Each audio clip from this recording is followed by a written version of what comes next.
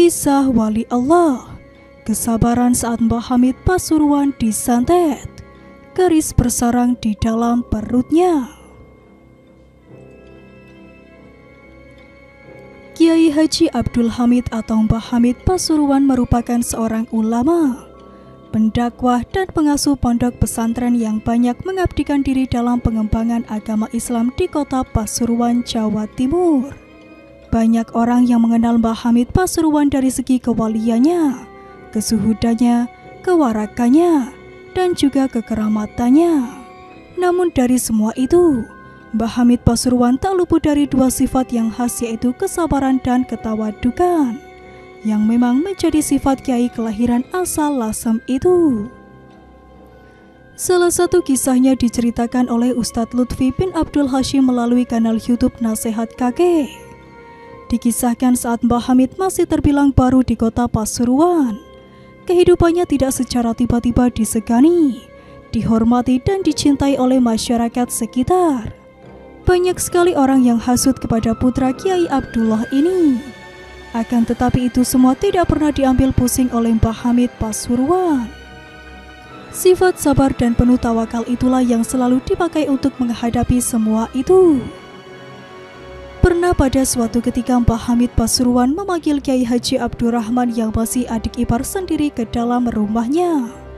Setelah masuk, Kiai Abdurrahman ini langsung duduk di depan Mbah Hamid Pasuruan yang sedang duduk di atas tempat tidurnya.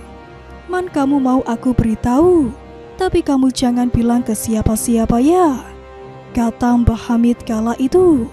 "Iya Kiai," jawab Kiai Abdurrahman singkat. Setelah menjawab demikian, akhirnya tak lama kemudian Mbah Hamid Pasuruan membuka baju yang dikenakannya dan ternyata di dalam tubuh beliau terlihat jelas ada sebuah keris yang melekat di dada. Seperti halnya orang yang terkena ilmu santet, sontak saja Kiai Abdurrahman terperangah dan sangat terkejut melihat hal itu. "Siapa yang membuat Anda seperti itu?" kata Kiai Abdurrahman dengan nada yang menunjukkan seakan-akan tidak terima kakak iparnya dizolimi oleh orang. "Sudah, kamu tidak perlu tahu, yang penting kamu jangan bilang siapa-siapa ya. Itu di depan ada Ibu Nyai Nafisa, istri Mbah Hamid. Kalau kamu ditanya bilang tidak ada apa-apa, sudah sekarang kamu pulang," balas Mbah Hamid kala itu. Akhirnya Kiai Abdurrahman keluar meninggalkan kamar dengan raut wajah yang sedih setelah melihat kakak iparnya dizolimi.